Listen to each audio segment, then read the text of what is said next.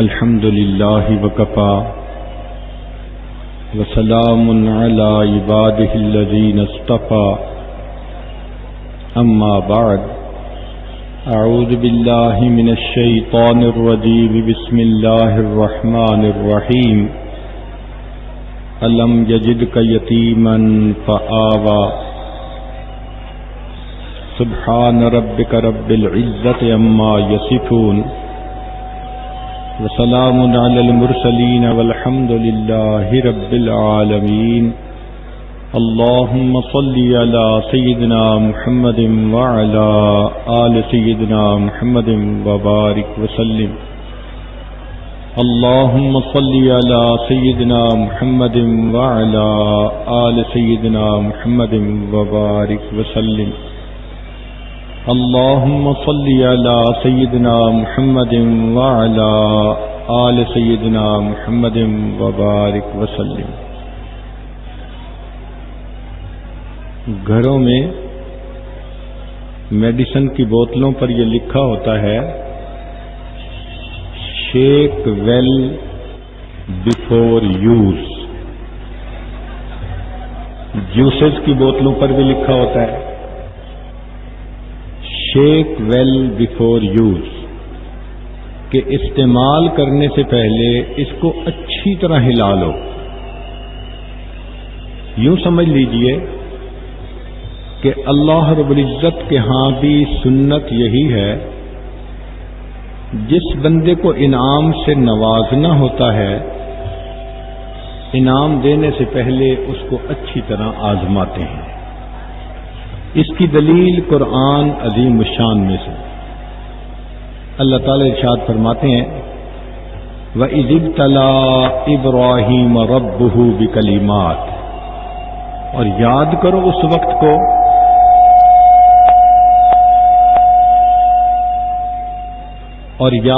اس وقت کو جب آزمایا ابراہیم کو اس کے رب نے چند باتوں میں فَأَتَمَّهُنَّ، اور وہ اس میں کامیاب ہوئے۔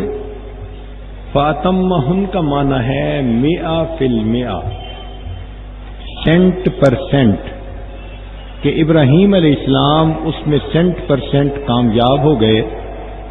قال، رب کریم نے فرمایا انی جاعلک للناس اماما، اے میرے ابراہیم میں آپ کو انسانوں کا امام بناتا ہوں۔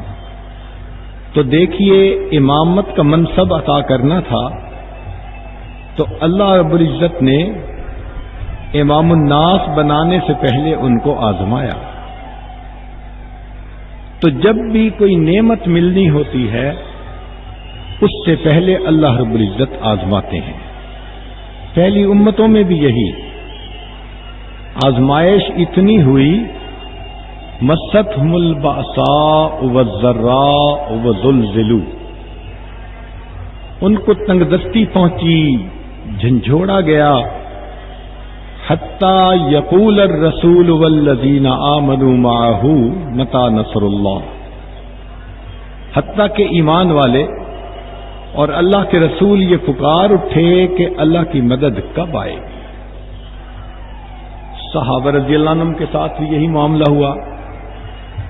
قرآن مجید میں ہے وَزُلْزِلُوا زِلْزَالًا شَدِيدًا هُنَالِكَ ابْتُلِيَ الْمُؤْمِنُونَ وَزُلْزِلُوا زِلْزَالًا شَدِيدًا، اللہ تعالیٰ نے خوب آزمایا، پھر ان کو نعمت ملی کہ فرمایا رضی اللہ عنہم ورضوا عنہ۔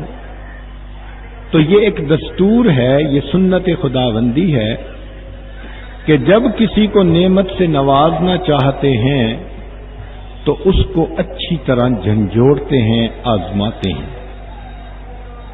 اللہ کے پیارے حبیب صلی اللہ علیہ وسلم نے جب اس دنیا میں تشریف لانا تھا تو آپ کی تشریف آوری سے پہلے اللہ تعالیٰ نے 3 قریبی رشتہ داروں کو آزمایا۔ سب سے پہلے آپ کے دادا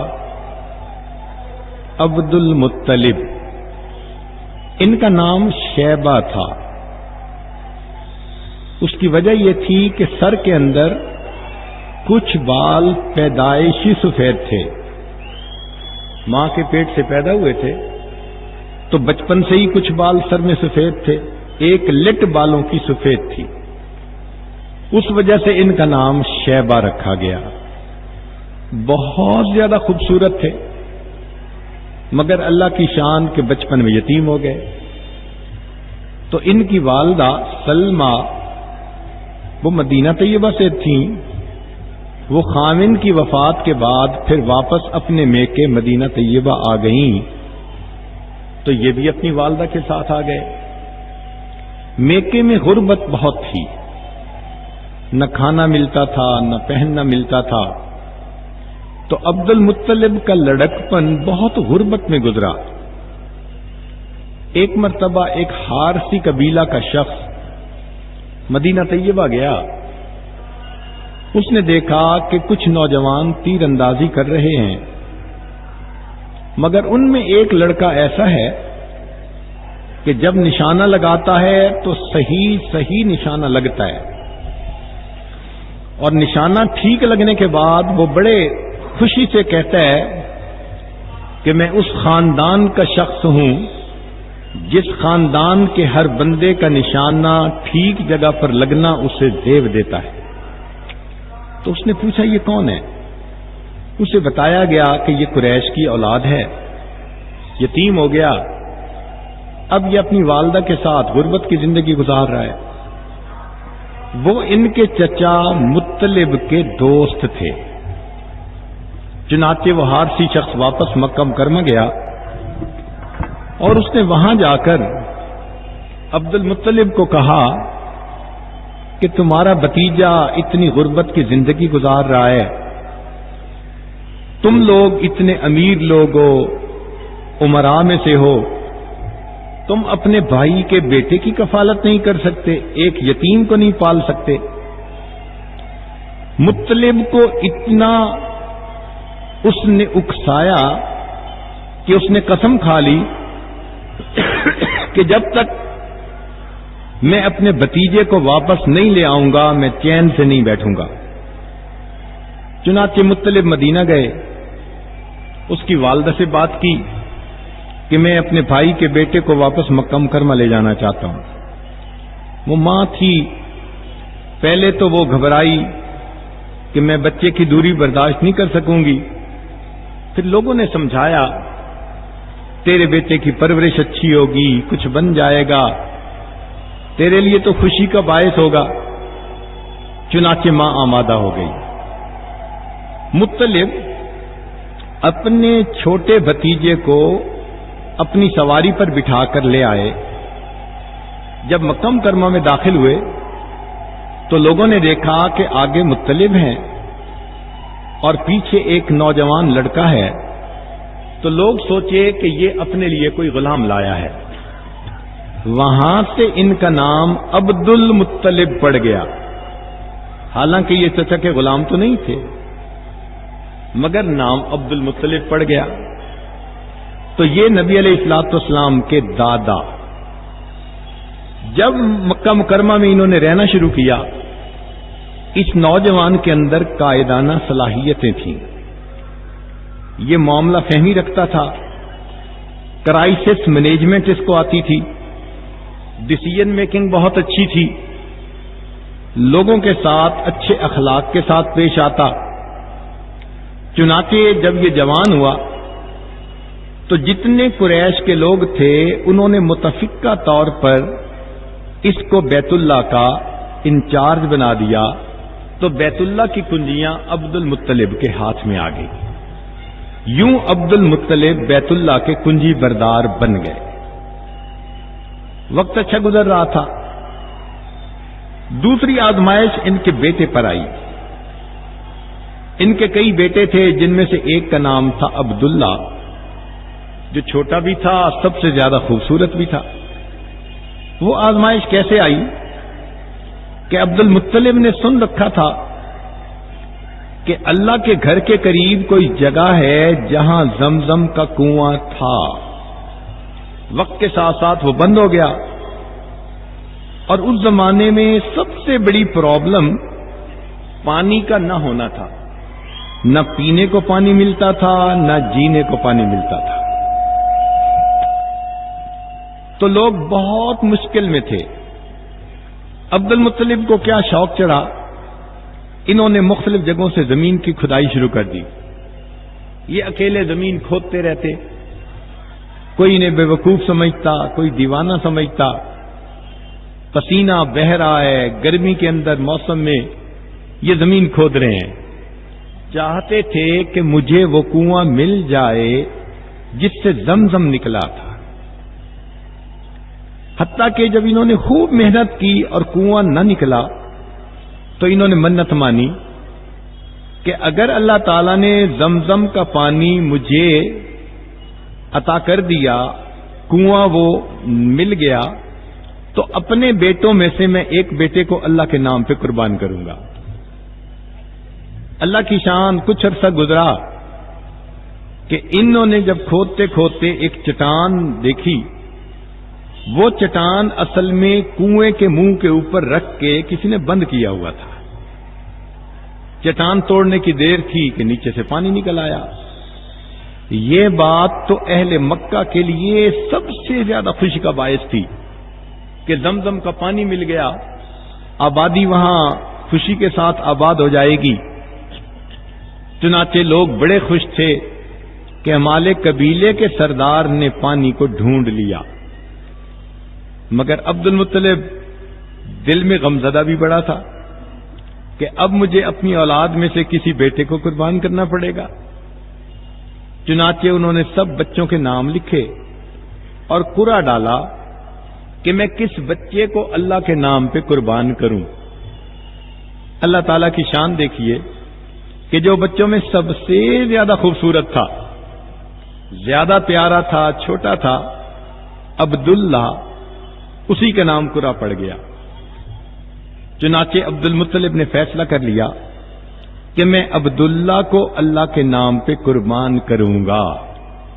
لوگوں نے سنا تو انہوں نے آ کے سمجھایا کہ نہیں، عبداللہ کو تم قربان نہ کرو، عبداللہ کے بدلے اونٹ اللہ کے راستے میں قربان کر دو. چنانچہ عبد المطلب نے اب قرعہ ڈالنا شروع کیا. میں عبداللہ کو قربان کروں یا 10 اونٹوں کو؟ قرعہ عبداللہ کے نام. میں عبداللہ کو قربان کروں یا 20 اونٹوں کو؟ قرعہ عبداللہ کے نام. 30 اونٹ، 40 اونٹ. جب 100 اونٹ کی نیت کی گئی تو اس وقت قرعہ اونٹوں کے نام نکلا. چنانچہ عبد المطلب نے 100 اونٹوں کی قربانی دی اور عبداللہ ذبیح اللہ کہلوائے، اللہ کے نام پہ قربان ہونے والے. چنانچہ ایک مرتبہ ایک اعرابی نبی علیہ السلام کی خدمت میں آیا، کہنے لگا یا ابن الذبیحین، اے 2 ذبیح ہونے والوں کے بیٹے.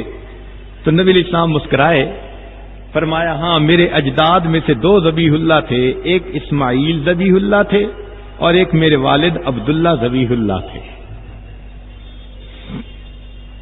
اب اس عبداللہ پر یہ آزمائش تھی. تیسری آزمائش نبی علیہ الصلوۃ والسلام کی والدہ ماجدہ، ان کا نام تھا آمنہ، مدینہ طیبہ کی رہنے والی تھیں اور قبیلے کا نام تھا بنی زہرہ. جب عبد المطلب نے اپنے بیٹے کی شادی کرنے کا ارادہ کیا تو انہیں بنی زہرہ میں سے رشتہ لینے کا خیال آیا. چنانچہ وہ اپنے بیٹے کے لیے گئے اور آمنہ کا رشتہ پسند کیا اور لے کر آئے. اللہ کی شان دیکھیے کہ بچہ بھی جوان تھا اور بچی کی بھی ابتدائی جوانی کی عمر تھی. شادی ہو گئی.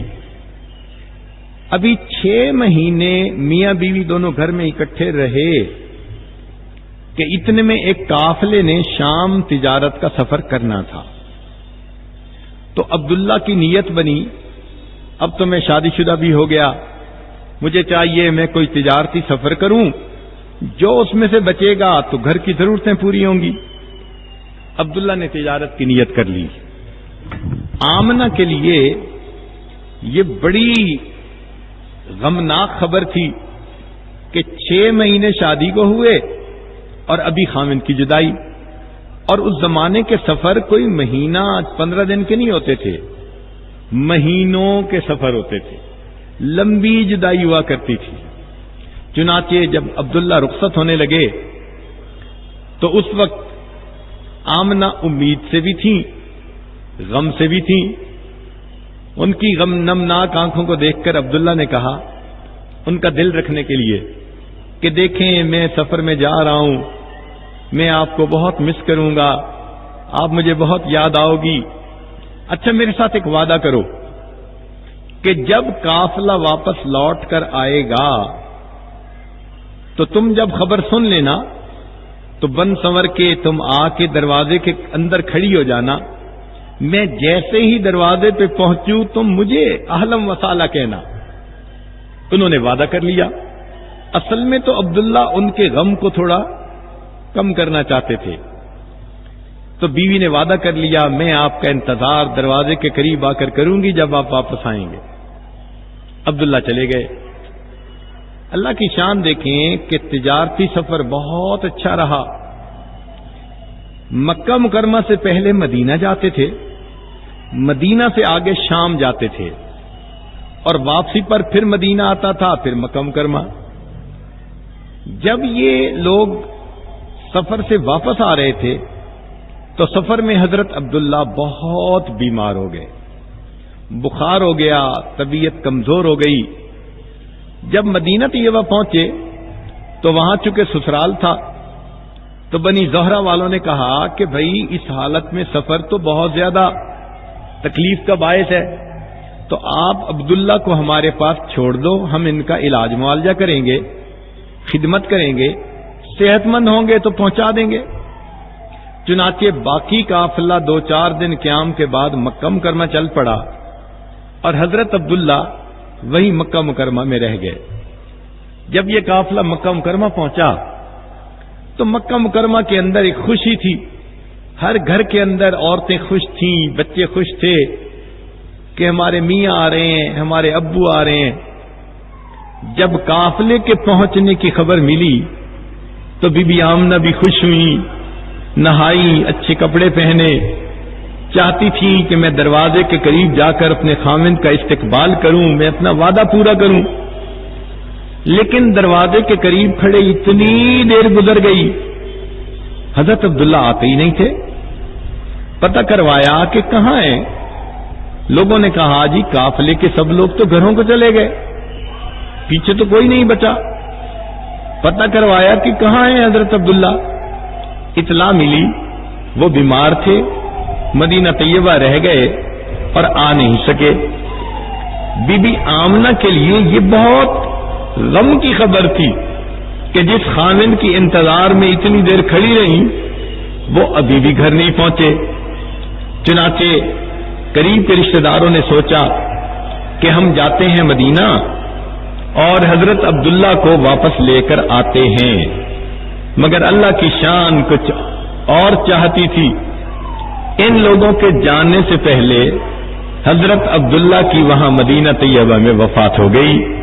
جب وفات ہوئی حضرت عبداللہ کی عمر 18 سال تھی، بی بی آمنہ کی عمر 16 سال تھی، اور ابھی چند مہینے ان کو امید کے گزرے ہوئے تھے، حاملہ بھی تھی. اب ذرا اندازہ لگائیے، جس لڑکی کی عمر 16 سال ہو اور وہ حاملہ بھی ہو، اس کے اپنے خاوند کے وفات ہونے کی اطلاع ملے، اس کے دل پہ یہ کتنا بڑا غم ہوا کرتا ہے. بی بی آمنہ کی آزمائش بہت بڑی تھی، بہت بڑی تھی. چنانچہ وہ غمزدہ تھیں، آنکھوں میں سے آنسو آ رہے تھے. خاوند بھی جدا ہو گیا اور 16 سال کی عمر میں بیوہ.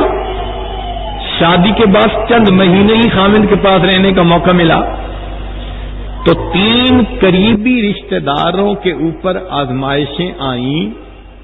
ایک دادا پر، دوسری والد ماجد پر اور تیسری والدہ کے اوپر. 3 پر آزمائشیں آنے کے بعد پھر اللہ رب العزت نے اپنے حبیب حضرت محمد مصطفیٰ احمد مجتبی صلی اللہ علیہ وسلم کو اس دنیا کے اندر بھیجا۔ بی بی آمنہ امید سے تو تھیں صحیح، وہ بڑی حیران ہوتی تھیں کہ اب مجھے 7 مہینے مکمل ہو چکے، نہ مجھے ابکائی آئی، نہ مجھے کوئی اور علامت محسوس ہوتی ہے، لیکن یہ کنفرم تھا کہ بطن میں بچہ پرورش پا رہا ہے۔ مگر جو عام عورتوں کو علامات محسوس ہوتی ہیں نا، کھانا اچھا نہیں لگتا، طبیعت اچھی نہیں رہتی، ان کو ان میں سے کوئی علامت بھی محسوس نہیں ہوتی تھی۔ مگر ایک دو چیزیں وہ اور بھی نوٹ کرتی تھیں کہ جب بی بی آمنہ چلنے لگتی تو درختوں کی ٹہنیاں ان کی طرف جھک جاتی تھیں، ایسے لگتا تھا کہ ٹہنیاں بھی جھک کر بی بی آمنہ کو سلام کر رہی ہے۔ کبھی کبھی وہ یہ بھی دیکھتی کہ رات کے وقت میں وہ اپنے گھر سے نکلی بیت اللہ جانے کے لیے تو آسمان کے ستارے قریب آ گئے، یوں لگتا تھا کہ آسمان کے ستارے بھی ان کو سلام کر رہے ہیں۔ مگر ایک بات بڑی پکی تھی، وہ یہ کہ گھر کی ضرورت کے لیے جب وہ زمزم بھرنے کے لیے جاتی تھیں تو زمزم کا پانی عام طور پر تو نیچے ہوتا تھا، جب بی بی آمنہ وہاں پہنچتی تو پانی بالکل کنارے کے قریب آ جاتا تھا، ان کو ڈول ڈال کر کھینچنا نہیں پڑتا تھا، وہ اوپر سے ہی پانی لے لیتی تھی۔ یہ بات اتنی تھی کہ اور مکہ مکرمہ کی لڑکیاں بھی پانی بھرنے جاتی تو وہ بی بی آمنہ کو پکڑ کے کھڑا کر دیتی، آمنہ آپ نہ ہی لو، پانی اوپر ہے، ہمیں بھر لینے دو، پھر پانی نیچے ہو جائے گا۔ تو بی بی آمنہ بھی یہ تمام علامات محسوس کرتی اور ان کو بھی فیل ہوتا کہ میرے وطن میں جو بچہ ہے لگتا ہے کوئی بڑا بابرکت ہے، لیکن ظاہر میں میاں فوت ہو چکے تھے، گھر کے اندر خرچے کی کمی تھی۔ اب ایک سرخ ستارہ آسمان کے اوپر چمکنے لگا۔ پہلی کتابوں میں ایک نشانی بتائی گئی تھی کہ جب نبی آخر الزماں دنیا میں تشریف لائیں گے تو ان کے آنے سے پہلے سرخ ستارہ چمکے گا۔ جب سرخ ستارہ چمکنا شروع ہوا تو جو یہودی اہل کتاب تھے ان کے گھروں کے اندر تو غلغلہ مچ گیا کہ اب اس نبی کے پیدا ہونے کے وقت قریب ہے۔ چنانچہ انہوں نے پہلے تو مدینہ طیبہ میں جتنی عورتیں امید سے تھیں ان کا پتہ کروایا، پھر یہ پتہ کروایا کہ کس کے ہاں بچے کی ولادت قریب ہے۔ پتہ چلا کہ سینکڑوں عورتیں حاملہ، مگر ابھی تو سب کو کئی مہینے باقی ہیں۔ تو پھر انہوں نے مکہ مکرمہ میں پتہ کروایا، ان کو پتہ چلا کہ بنو ہاشم میں عبد المطلب کے بیٹے کے ہاں جو بیوی تھی وہ امید سے ہے اور ولادت بھی قریب ہے۔ چونکہ ان کا رشتہ بنو اسماعیل سے ملتا تھا، اس پر ان یہودیوں کے دل کے اوپر بڑا غم ہوا، مگر اللہ تعالیٰ کو جو مقصود تھا وہی ہو کر رہا۔ جس رات نبی علیہ الصلوۃ والسلام کی ولادت باسعادت ہونی تھی، گھر کے اندر چراغ میں ڈالنے کے لیے تیل بھی نہیں تھا۔ بی بی آمنہ کے گھر میں تنگ دستی ظاہرہ اتنی تھی کہ چراغ جلانے کے لیے تیل بھی موجود نہیں تھا، مگر آپ صلی اللہ علیہ وسلم کی ولادت صبح سحری کے وقت ہوئی۔ سحری کے وقت ولادت کا مقصد یہ تھا کہ لوگوں، رات کا اندھیرا جب چلا جاتا ہے تو صبح کی سفیدی آ جاتی ہے۔ یہ مہمان ایسے دنیا میں تشریف لائے ہیں کہ آج کے بعد ظلم اور شرک کی رات ختم ہو جائے گی اور اب دنیا کے اندر ایمان کا اجالا آ جائے گا۔ کچھ علامتیں اور بھی تھیں۔ ایک تو یہ کہ فارس کا جو بادشاہ تھا اس کے محل کے، کسرا کے محل کے 14 کنگرے گر گئے۔ تو تعبیر پوچھی، انہوں نے کہا جی کوئی ایسا بچہ پیدا ہوا ہے جو آپ سے تخت و تاج لے گا، لیکن 14 نسلوں کے بعد وہ بڑا خوش ہو گیا، حالانکہ اس کو نہیں پتا تھا کہ اس کے بعد اس کے جو جانشین بنیں گے وہ تھوڑے تھوڑے عرصے میں مرتے جائیں گے۔ عثمان غنی لانوں کے زمانے میں اللہ رب العزت نے یہ علامت بھی پوری کر دی۔ ایک اور بات ہوئی کہ کسرا نے یہ خواب دیکھا کہ اس کے گھوڑے ہیں اور ان گھوڑوں کو اونٹوں والے لوگ جزیرے عرب سے باہر نکال رہے ہیں. تو تعبیر دینے والے نے تعبیر دی کہ عرب لوگ اتنے مضبوط بن جائیں گے کہ یہ باہر سے جانے والی طاقتوں قوتوں کو واپس دھکیل دیں گے. ایران کے اندر ایک آتش کدہ تھا جس کی آگ 1000 سال سے مسلسل جل رہی تھی. اس رات وہ آگ بھی اچانک بجھ گئی. تو یہ علامات تھیں جس کے ذریعے اللہ رب العزت نے مخلوق کو یہ پیغام پہنچا دیا کہ دیکھو اب دنیا کو ہدایت دینے والے، دنیا کے لیے شمع ہدایت بن کر آنے والے دنیا میں آ رہے ہیں. اب کفر اور شرک کا وقت ختم ہو گیا، اب ایمان کا وقت شروع ہو گیا. چنانچہ جب نبی علیہ الصلوۃ والسلام کی ولادت باسعادت ہوئی تو آپ صلی اللہ علیہ وسلم نے جب لیٹے ہوئے تھے تو بستر کے اوپر سجدہ بھی کیا.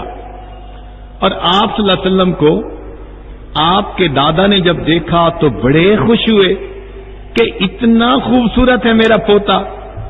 پھر وہ آپ کو لے کر بیت اللہ گئے. اس زمانے کا دستور یہی تھا کہ جب بھی بچہ پیدا ہوتا تھا تو عورتیں حصول برکت کے لیے سب سے پہلے اسے بیت اللہ بھیجتی تھیں کہ وہاں اس کے لیے دعا کی جائے. تو عبد المطلب اپنے بچے کو لے کر گئے، مگر انہیں کیا پتا تھا کہ میں حصول برکت کے لیے جس بچے کو لے کر جا رہا ہوں یہ بچہ تو جہانوں کے لیے رحمت للعالمین بن کے آ رہا ہے.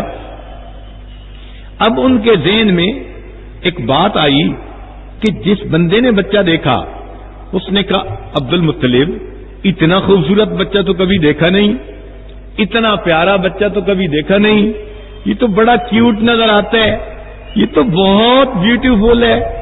تو جب سب نے تعریفیں کی اللہ نے عبد المطلب کے دل میں نام ڈالا کہ میں اس کا نام رکھوں وہ جس کی بہت زیادہ تعریفیں کی گئیں. چنانچہ انہوں نے محمد نام تجویز کیا. محمد کا مطلب ہوتا ہے کہ وہ ذات جس کی دنیا میں اتنی تعریفیں کی جائیں کہ کائنات میں مخلوق میں سے کسی اور کی اتنی تعریفیں نہ کی گئی ہیں. بہت پیارا نام. پھر ایک نام احمد بھی رکھا گیا کہ وہ ذات جو اللہ تعالیٰ کی اتنی تعریفیں کرے کہ اتنی تعریفیں کسی اور نے کی ہی نہ ہو. تو آپ صلی اللہ علیہ وسلم محمد بھی تھے اور آپ صلی اللہ علیہ وسلم احمد بھی تھے. جب دنیا میں پیدا ہوئے تو آپ یتیم تھے.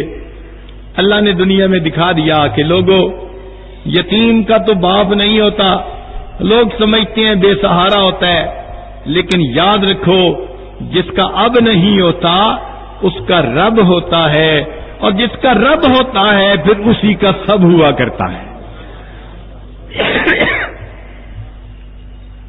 امی و دقیقہ دان عالم بے سایہ و صاحبان عالم. اللہ رب العزت نے اپنے حبیب صلی اللہ علیہ وسلم کو کیا نعمتیں عطا فرمائیں. چنانچہ آسمان کے ستارے جھکنے میں بھی حکمت تھی. یہ میسج دیا گیا کہ دیکھو آسمان کی مخلوق بھی اگر اس کے سامنے جھک رہی ہے تو اے زمین پر بسنے والو تمہیں بھی اس کے سامنے زانوئے ادب تہ کرنا پڑے گا، جھکنا پڑے گا. پھر یہ بھی بتانا تھا کہ جو اس کی شاگردی کو اختیار کریں گے وہ اسی طرح شان پائیں گے جس طرح آسمان کے ستارے ہوتے ہیں وہ لوگ زمین کے ستارے کہلائیں گے. نبی علیہ السلام نے فرمایا اصحابک النجوم بأیہم اقتدیتم اہتدیتم. پھر یہ بھی بتایا کہ دیکھو جب آسمانی مخلوق بھی ان کا احترام کر رہی ہے تو دنیا والوں تمہیں سرداری ملے گی جب تم لوگ ان کے قدموں میں آؤ گے. تو اللہ رب العزت نے چند باتوں کے ذریعے دنیا کو یہ پیغام دے دیا. کچھ دن ہوئے تھے نبی علیہ الصلوۃ والسلام کی پیدائش کو کہ عجیب بات ہوئی. مکہ مکرمہ سے کوئی 100-150 کلومیٹر دور ایک بستی ہے جو بنو سعد کی بستی کہلاتی ہے. اس کی کوئی 10 عورتیں تھیں. انہوں نے آپس میں مشورہ کیا کہ آؤ ہم چلیں اور مکہ مکرمہ سے کچھ بچے اپنے پاس لے آئیں، ان کو یہاں پالیں گے اور جب واپس لے جائیں گے تو ہمیں ان کے والدین سے انعام ملے گا، تو ایک انکم کا ذریعہ بن جائے گا. اس زمانے میں اپنے بچوں کو اس طرح دیہاتوں میں بھیج دیا جاتا تھا. ایک تو ان کو بیماریاں نہیں ہوتی تھیں جیسے وائرس کی بیماریاں ہوتی ہیں، کیونکہ مکہ مکرمہ جو تھا بیت اللہ یہ چوراہا تھا، مختلف ملکوں کے قافلے گزرتے رہتے تھے اور قافلوں سے وائرس ٹائپ بیماریاں بھی آتی رہتی تھی. تو لوگ بچوں کو، چھوٹے بچوں کو وہاں رکھنے سے ذرا گھبراتے تھے تو وہ بھیج دیتے تھے.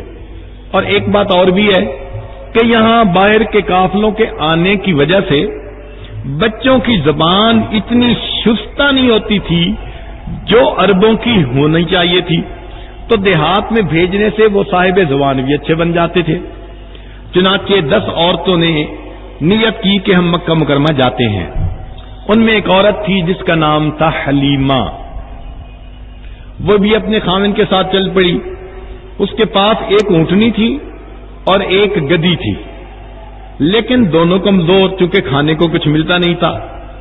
اب باقی عورتوں کی سواریاں تو تازہ دم آگے نکل جاتی اور حلیمہ پیچھے رہ جاتی، تو ان کو رک کر حلیمہ کے آنے کا انتظار کرنا پڑتا.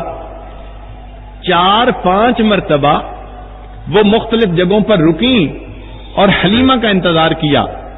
پھر انہوں نے کہا حلیمہ ہمارا سفر بھی کھوٹا ہو رہا ہے، اگر اجازت دو تو ہم پہلے چلی جاتی ہیں، تم بعد میں آ جانا. حلیمہ نے کہا جاؤ. چنانچہ وہ باقی 9 عورتیں جو تھیں وہ ساری کی ساری جلدی مکہ مکرمہ آ گئیں. حلیمہ کمزور سواری کی وجہ سے پیچھے رہ گئی. مکہ مکرمہ میں آنے والی عورتوں نے جتنے مختلف بچے تھے وہ سارے دیکھے. انہوں نے کوشش کی کہ امیر لوگوں کے بچے اپنی گود میں لیں. 1-2 عورتیں آئیں، بچے کو دیکھا، پوچھا والد کیا کرتے ہیں؟ بتایا گیا کہ والد تو اس کے فوت ہو چکے.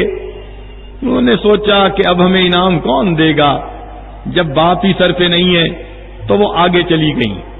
وہ یتیم سوچ کر چھوڑ کے اور آگے چلی گئیں. اب ان کے اس عمل سے بی بی آمنہ کو بڑا دکھ ہوا اور وہ سوچنے لگی کاش میرا خاوند زندہ ہوتا، وہ میرے بچے کو خود پرورش دینے میں مدد دیتا، پھر بچہ ذرا بڑا ہوتا تو انگلی پکڑ کے لے جاتا میرے بچے کو اپنے ساتھ مسجد میں، بیت اللہ میں، تو بچے کے سر پہ باپ کا سایہ ہوتا، وہ بچے کو کھلونے لا کے دیتا. مگر رب کریم کو کچھ اور منظور تھا. آمنہ تم کیوں پریشان ہوتی ہو کہ والد اس کو کھلونا لے کے نہیں دے گا؟ اس بچے نے تو وہ شان پانی ہے، آنے والے وقت میں ہم آسمان کے چاند کو اس کے لیے کھلونا بنا دیں گے. یہ انگلی کا اشارہ کرے گا، آسمان کے چاند کے 2 ٹکڑے ہو جائیں گے. اس کے والد اس کو کیا بازاروں کی سیر کروائیں گے. آنے والا وقت آئے گا ہم اس بچے کو عرش پر بلائیں گے اور ہم اس کو یہاں پر جنت کی سیر کروائیں گے. آمنہ تو کیوں پریشان ہوتی ہے؟ بہرحال بی بی آمنہ غمزدہ تھی. جب حلیمہ سعدیہ پہنچی تو پتہ چلا کہ مکہ مکرمہ میں ایک ہی بچہ ہے. والد کیا کرتے ہیں؟ پتہ چلا جی والد تو وفات پا گئے. تو حلیمہ سعدیہ کے دل پہ بھی یہ بات عجیب سی تو لگی. وہ فرماتی ہیں کہ میں نے سوچا میں ذرا بچے کا چہرہ تو دیکھوں. بچہ لیٹا ہوا تھا اور اس کے اوپر کپڑا دیا ہوا تھا. حلیمہ فرماتی ہیں کہ میں نے جیسے ہی کپڑا تھوڑا سا ہٹایا، بچے نے مسکرا کر آنکھیں کھولی اور میری طرف دیکھا. اس کی مسکراہٹ میں کوئی ایسی جاذبیت تھی کہ میں نے اس کو بوسہ دیا اور اٹھا کر سینے سے لگا لیا. میں نے دل میں سوچا اس کے والد سے انعام ملے گا یا نہیں. حلیمہ تم اس بچے کو پالو گی، اس کی مسکراہٹ تو تمہیں ملا کرے گی نا. اب حلیمہ لینے کے لیے تیار. تو حلیمہ نے تعریف کی، کہنے لگی آمنہ تمہارا بچہ تو بڑا خوبصورت ہے، میں نے تو کبھی گاؤں میں کوئی ایسا خوبصورت بچہ نہیں دیکھا. اس پر بی بی آمنہ نے فرمایا حلیمہ تو گاؤں کی رہنے والی ہے، تو نے گاؤں میں کبھی کوئی ایسا خوبصورت بچہ نہیں دیکھا، میں تو شہر کی رہنے والی ہوں، میں نے شہروں میں ایسا خوبصورت بچہ نہیں دیکھا۔ عبد المطلب قریب تھے، انہوں نے کہا کہ آمنہ تو شہر میں زندگی گزارتی ہے اور میں تو ملکوں کا سفر کر چکا ہوں، میں نے ملکوں میں کبھی ایسا خوبصورت بچہ نہیں دیکھا۔ اس موقع پر اگر جبریل علیہ السلام سے پوچھا جاتا کہ آپ بھی اپنے ذرا کمنٹس دے دیجئے، تو جبریل علیہ السلام بھی کہتے کہ عبد المطلب آپ تو چند ملکوں میں پھرے ہو، میں تو ساری دنیا کو دیکھ چکا۔ آفاقہا گردیدم مہرے بتا ورزیدم بسیار خوباں دیدم اما تو چیزیں دیکھری، میں نے ایسا خوبصورت بچہ پوری دنیا میں کہیں نہیں دیکھا۔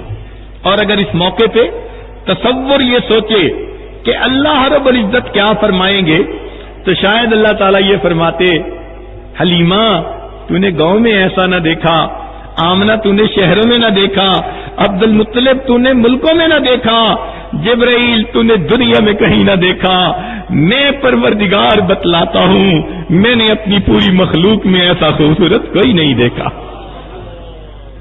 واللیل سیاہی زلفوں کی چہرہ والضحا اس کا، واللیل سیاہی زلفوں کی چہرہ والضحا اس کا، سارے جہاں کا پیارا ہے، آپ محب ہے خدا اس کا، رب نے بنایا جب اس کو خود آپ کہا سبحان اللہ۔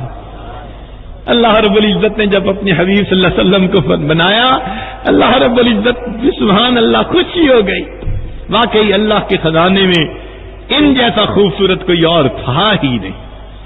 اب حلیمہ بچہ لینے کے لیے تیار، آمنہ بچہ دینے کے لیے تیار۔ اللہ کی شان پہ قربان جائیں، اللہ نے اپنے حبیب کو کن عورتوں میں ہاتھوں میں دیا؟ ماں اس کو بنایا جو آمنہ تھی، امانت کو حفاظت کرنے والی، اور پرورش کرنے والی کون؟ جو حلیمہ تھی، حلم والی۔ اس لیے کہ بچے کو اگر پرورش دینے والی عورت میں حلم نہ ہو تو وہ بات بات پہ ڈانٹتی رہتی ہے۔ تو اللہ کی شان دیکھیے کہ اللہ تعالیٰ نے کن کو پسند کیا کہ ماں ہو جو امانت کا خیال رکھنے والی ہو، میری امانت ہے یہ، اور پرورش کرنے والی حلم والی ہو، حوصلہ بڑا ہو اس کا۔ اب آمنہ بیٹا دینے کے لیے تیار، حلیمہ بچہ لینے کے لیے تیار۔ اس موقع پر بی بی آمنہ نے بچے کو دعائیں دیں اور اس کو اللہ کے سپرد کر کے بی بی حلیمہ سعدیہ کے گود میں دے دیا۔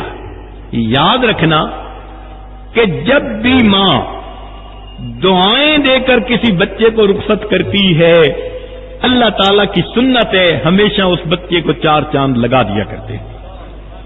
یہ دستور ہے اللہ رب العزت کے ہاں۔ ذرا سوچئے، موسیٰ علیہ السلام کی والدہ نے اپنے بچے کو دعاؤں کے ذریعے دریا کے اندر ڈال کر رخصت کیا۔ جب چلے تھے تو موسیٰ تھے، لوٹ کر آئے تو کلیم اللہ بن گئے۔ حضرت اسماعیل علیہ السلام کو ان کی والدہ نے ابراہیم علیہ السلام کے کہنے پہ نہلایا کہ بڑے کی ملاقات کے لیے جا رہے ہیں، اور دعاؤں سے رخصت کیا۔ جب چلے تو اسماعیل تھے، اور جب لوٹ کر آئے تو اسماعیل ذبیح اللہ بن چکے تھے۔ اور ادھر شیبہ کو دیکھیے، ماں نے ان کو مدینہ سے رخصت کیا اپنے چچا کے ساتھ، چلا تو شیبہ تھا، مکہ مکرمہ پہنچا عبد المطلب بنا، پھر اللہ نے بیت اللہ کی چابی دی۔ چنانچہ اللہ رب العزت کی رحمت کے ایک وقت آیا جب وہ والی بیت اللہ بن گئے۔ تو کوئی موسیٰ کلیم اللہ بنا، کوئی اسماعیل ذبیح اللہ بنا، کوئی والی بیت اللہ بنا۔ آج یہ بچہ ماں کی دعائیں لے کے رخصت ہو رہا ہے۔ لوگ نہیں جانتے تھے ایک وقت آئے گا یہی بچہ لوٹے گا پھر محمد الرسول اللہ بنے گا۔ آج کے نوجوان بچے اپنی والدہ کی دعاؤں کی اہمیت کو نہیں سمجھ پاتے، دل دکھا دیتے ہیں، ان کے سامنے زبان درازی کرتے ہیں، دکھ دیتے ہیں، حالانکہ اگر یہ والدے کی خدمت کریں اور دعا لیں تو اللہ رب العزت ان کے نصیب کھول دے، اللہ تعالیٰ ان کی پریشانیوں کو ختم کر دے۔ نبی علیہ السلام کے پاس ایک صحابی آتے ہیں، بڑا گناہ ہو گیا، فرمایا والدہ زندہ ہے؟ جی زندہ ہے۔ فرمایا جاؤ والدہ سے دعا کرو، والدہ کی دعا کے ذریعے اللہ تیرے بڑے گناہوں کو بھی معاف فرما دیں گے۔ اب حلیمہ سعدیہ نے اس بچے کو اپنے سینے سے لگایا اور باہر نکلی، خاوند انتظار میں تھا۔ خاوند نے کہا کہ حلیمہ اس بچے کو لے آئی، اس کا والد کیا کرتا ہے؟ انہوں نے بتلایا کہ جی والد تو اس کا فوت ہو چکا۔ تو حلیمہ کے خاوند نے کہا اص اللہ ان یجعل لنا فیہ برکہ، امید کرتے ہیں اللہ تعالی ہمارے لیے برکت اس میں ڈال دیں گے۔ اب حلیمہ کے خاوند سفر کے لیے تیار، انہوں نے پہلے حلیمہ کو بٹھایا، حلیمہ کی گود میں بچہ تھا، پھر آگے خود بیٹھے، سواری کو اٹھانا چاہا، سواری اٹھتی نہیں، بڑے ہیں نا، سواری کو کیا ہے، اٹھ کیوں نہیں رہی، خود نیچے اترے، جیسے ہی نیچے اترے سواری اٹھ گئی، پھر بٹھایا کہ میں اوپر بیٹھوں، جب اوپر بیٹھتے ہیں تو سواری نہیں اٹھتی۔ ایک دو دفعہ ایسا کرنے کے بعد انہوں نے کہا حلیمہ تم ذرا آگے بیٹھو، حلیمہ کو آگے بٹھایا، اس کی گود میں بچہ تھا، خود وہ پیچھے بیٹھے، جیسے ہی پیچھے بیٹھے سواری اٹھ کھڑی ہوئی، چلنے کے لیے تیار۔ اللہ تعالیٰ کو بتانا مقصود تھا کہ یہ بچہ جو پوری کائنات کا صدر مقام رکھتا ہے، تم اس کو اپنی پیٹھ پیچھے بٹھا کے سفر کیسے کر سکتے ہو؟ آگے بٹھانا پڑے گا، اس کو اس کا مقام دینا پڑے گا۔ اب جو سواری چلی بھاگتی جا رہی ہے، بھاگتی جا رہی ہے، حتیٰ کہ وہ عورتیں جو بہت پہلے سے چلی تھیں وہ ابھی راستے میں تھیں کہ یہ سواریاں ان کے قریب سے آگے گزرنے لگی۔ وہ عورتیں بنو سعد کی بڑی حیران، پوچھنے لگی حلیمہ تو نے سواری بدل لی؟ حلیمہ نے مسکرا کر دیکھا اور جواب دیا میں نے سواری تو نہیں بدلی، میری سواری کا سوار بدل گیا۔ حلیمہ سعدیہ جب بچے کو لے کر پہنچی، حدیث مبارکہ میں آتا ہے، فرماتی ہیں کہ بنو سعد کے گھروں میں سے کوئی گھر ایسا نہیں تھا جہاں سے گلاب کے پھولوں کی خوشبو نہ آ رہی ہو، پورے بستی کے اندر خوشبوئیں تھی، جیسے کسی نے روم فریشنر پوری بستی کے اندر چھڑک دیا ہو۔ یہ ملائکہ کے ذریعے اللہ نے اپنے محبوب صلی اللہ علیہ وسلم کے استقبال کا معاملہ کر دیا تھا، ہر گھر میں خوشبو آ رہی تھی۔ مگر ایک بات عجیب تھی کہ جب حلیمہ سعدیہ اپنے گھر پہنچی، اس کی بکریاں چند ایک تھیں، وہ دودھ ہی نہیں دیتی تھی۔ آج جب جا کے دیکھا تو وہ بکریوں کے تھن دودھ سے بھرے ہوئے، ان کے خاوند نے دودھ نکالنا شروع کیا، گھر کے جتنے برتن تھے سارے کے سارے دودھ سے بھر گئے۔ خاوند کہنے لگے حلیمہ لگتا ہے اس بچے کے اندر بڑی برکتیں ہیں۔ دیکھیں اگر اللہ تعالیٰ چاہتے تو اپنے حبیب صلی اللہ علیہ وسلم کی پرورش محل میں بھی کروا سکتے تھے۔ اللہ نے بعض انبیاء کی پرورش محل میں کروائی، موسیٰ علیہ السلام کو محل میں پالا، یوسف علیہ السلام کو محل میں پالا، اپنے حبیب صلی اللہ علیہ وسلم کو محل میں پال سکتے تھے، مگر اللہ تعالیٰ تو دکھانا چاہتے تھے دیکھو یہ بچہ اس گھر میں جا رہا ہے جہاں بکریوں کے تھنوں میں دودھ نہیں ہوتا، اب اگر اس گھر کے اندر برکتیں آ رہی ہیں تو آنکھ سے دیکھ کر سوچنے والے فیصلہ کر لیں کہ یہ برکتیں ساری اس وجود مسعود کی وجہ سے ہیں جس کو اب اس گھر کے اندر بھیجا گیا ہے۔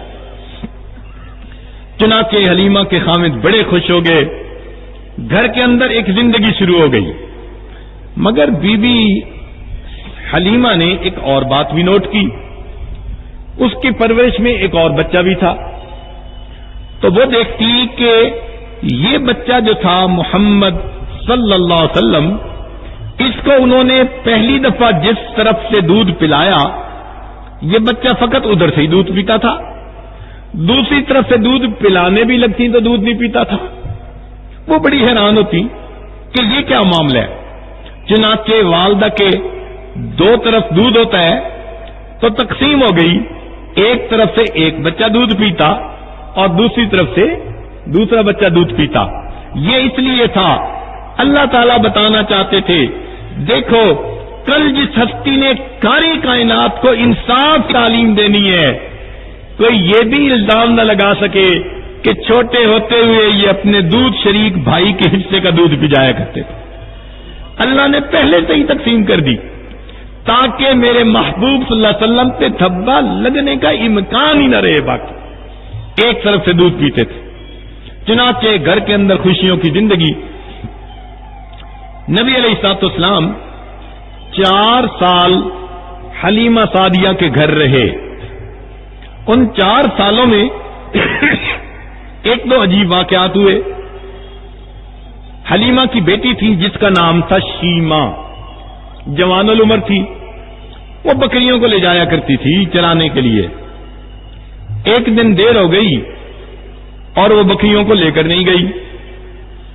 حلیمہ نے کہا بیٹی آج تو بکریاں چرانے نہیں لے کر گئی. شیمہ نے کہا اماں بکریاں زیادہ ہیں، میں اکیلی ہوں، ان کے پیچھے بھاگ بھاگ کے میں تھک جاتی ہوں، میرے ساتھ کوئی اور بھی ہو تو میں تب جاؤں گی. اس نے کہا بیٹی میں بھی بوڑھی ہوں، تیرا باپ بھی بوڑھا ہے، تو ہی تو گھر میں جوان العمر ہے، یہ مشقت کا کام تو تم ہی کرو گی، ہم تو مدد نہیں کر سکتے. اس نے کہا اماں یہ جو میرا بھائی محمد ہے نا صلی اللہ علیہ وسلم، اس کو میرے ساتھ بھیج دیں. حلیمہ نے کہا بکریوں کے پیچھے بھاگو، بھائی کو سنبھالو. اگر بھی تو میں چرانے جاؤں گی تو میں بکریاں چرانے نہیں جاتی، مجھ سے نہیں سنبھالی جاتی. تو بھائی کو لے کے جاؤ گی تو کیسے سنبھالو گی؟ اماں میں ایک دن اپنے بھائی کو ساتھ لے کر گئی تھی، میں 3 چیزیں عجیب دیکھی. ایک بات تو یہ کہ جتنی دیر میں باہر رہی ادھر میرے سایہ رہا، مجھے دھوپ نہیں کھان پڑی، دن میں دھوپ جو اللہ نے سایہ دے دیا. اور دوسری میں نے یہ نوٹ کی کہ 2 راہب قریب گزرے تھے، انہوں نے اس بے کو دیکھا، وہ آج کو پیا کہنے لگے کہ تیرے پہ بڑا نور نظر آ رہا ہے، بڑی حسن بات لگی کہ لوگ میرے بھائی کی تعریفیں کر رہے تھے. اور اما تیسری بات تو یہ ہے کہ جب میں گئی تو میں بھائی کو گود میں لے کر بیٹھ گئی ایک جگہ پر، میری بکریاں خود بخود چرنے لگیں. انہوں نے جلدی جلدی گھاس چر لیا اور پھر جس جگہ میں بیٹھی تھی وہ ساری بکریاں وہیں آ کر بیٹھ گئیں. اماں میں بھی بھائی کا چہرہ دیکھتی رہی اور میری بکریاں بھی میرے بھائی کا چہرہ دیکھتی رہی. اللہ اکبر کبیر. اللہ رب العزت نے اپنے حبیب صلی اللہ علیہ وسلم کو کیا حسن و جمال عطا فرمایا تھا. وَأَحْسَنَ مِنْكَ لَمْ تَرَ قَطُّ عَيْنِي وَأَجْمَلَ مِنْكَ لَمْ تَلِدِ النِّسَاءُ خُلِقْتَ مُبَرَّأً مِنْ كُلِّ عَيْبٍ كَأَنَّكَ قَدْ خُلِقْتَ كَمَا تَشَاءُ. چنانچہ ایک دن پھر ایسا ہوا کہ فرشتے آئے اور انہوں نے نبی علیہ السلام کا سینہ انور کھولا اور اس کو دھویا.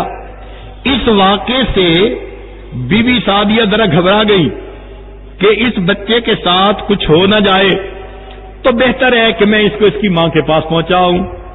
چنانچہ 4 سال کی عمر میں حلیمہ سعدیہ نے نبی علیہ الصلوۃ والسلام کو ان کی والدہ کے پاس واپس پہنچا دیا. بی بی آمنہ نے ان کو 2 سال مکہ مکرمہ میں رکھا. جب 6 سال کی عمر ہو گئی تو اس وقت بی بی آمنہ نے ارادہ کیا کہ میں مدینہ طیبہ جاتی ہوں اپنے میکے سے ملنے کے لیے. چنانچہ نبی علیہ الصلوۃ والسلام کو لے کر وہ اپنے میکے ملنے کے لیے آئیں اور ایک باندھی ہوئی ساتھ تھی جو خدمت کرتی تھی. اب اللہ کی شان دیکھیے کہ جب وہ مدینہ طیبہ پہنچی تو ان کے دل میں خیال آیا میں اپنے خاوند کی قبر پر تو جاؤں، کچھ پڑھ کے بخش دوں گی۔ چنانچہ وہ اپنے خاوند کی قبر پر پہنچی، حضرت عبداللہ کی۔ نبی علیہ الصلوۃ والسلام نے فرمایا کہ میں 6 سال کی عمر کا تھا، چھوٹا تھا، مجھے اتنا پتہ نہیں، لیکن جب میں وہاں گیا تو میری والدہ کے ہونٹ ہل رہے تھے، شاید وہ کوئی باتیں کر رہی تھی، مگر میری والدہ کی آنکھوں سے آنسو جاری ہو گئے اور والدہ کو روتا دیکھ کر میں بھی رونے لگ گیا۔ نبی علیہ السلام نے فرمایا کیا گفتگو تھی وہ یاد نہیں تھی، یقیناً یہی گفتگو ہوگی، عبداللہ آپ نے مجھ سے وعدہ کیا تھا میں لوٹ کر آؤں گا، میں تو آپ کا انتظار کرتی رہی، آپ مکہ مکرمہ میں بھی نہ آئے، اور عبداللہ آپ نے پھر آنکھیں ہی دنیا سے بند کر لی، چلے ہی گئے۔ عبداللہ تم ایک نشانی مجھے دے کر گئے تھے، میں آج اس اپنے بیٹے کو لے کر آئی ہوں، کاش آپ زندہ ہوتے، اس بچے کے چہرے کو دیکھتے یہ کتنا خوبصورت ہے، آپ کا بھی دل خوش ہوتا۔ بی بی آمنہ ایسے ہی خیالات میں مگن ہوگی، مگر خاوند کا خیال آ کر آنکھوں میں آنسو آ گئے۔ اللہ کے نبی صلی اللہ علیہ وسلم فرماتے ہیں کہ اپنی والدہ کو روتا دیکھ کر میری آنکھوں پہ بھی آنسو آنے لگ گئے۔ پھر بی بی آمنہ نے واپسی کا سفر کیا۔ اب ذرا اللہ کی شان دیکھیے کہ جب واپسی کا سفر کرنا تھا، ابوا کے مقام پر پہنچے تو وہاں بی بی آمنہ کی بھی وفات ہو گئی۔ نبی علیہ الصلوۃ والسلام کی حالت کیفیت دیکھیے، والد پہلے وفات پا چکے تھے، 6 سال کی عمر ہے اور اب والدہ کی وفات پا چکی۔ وہ جو ساتھ باندھی تھی اس نے نبی علیہ الصلوۃ والسلام کو لیا اور لے کر مکہ مکرمہ آئی۔ ادھر عبد المطلب کا یہ حال تھا کہ وہ اپنے وہ پوتے کی جدائی سے بہت زیادہ اداس تھے، روزانہ مکہ مکرمہ سے باہر راستے پر نکل کر گھنٹوں انتظار کرتے تھے، میری بہو کب آئے گی اور میرے پوتے کو کب لے کر آئے گی، مگر آمنہ تو آتی ہی نہیں تھی۔ ایک دن ایسا ہوا، آنے والی جو تھی دیکھی بالی تھی، اندازہ لگایا کہ وہ تو اس کی باندھی ہے، تو عبد المطلب حیران ہوئے۔ عبد المطلب نے باندھی سے پوچھا کہ آمنہ کہاں ہے؟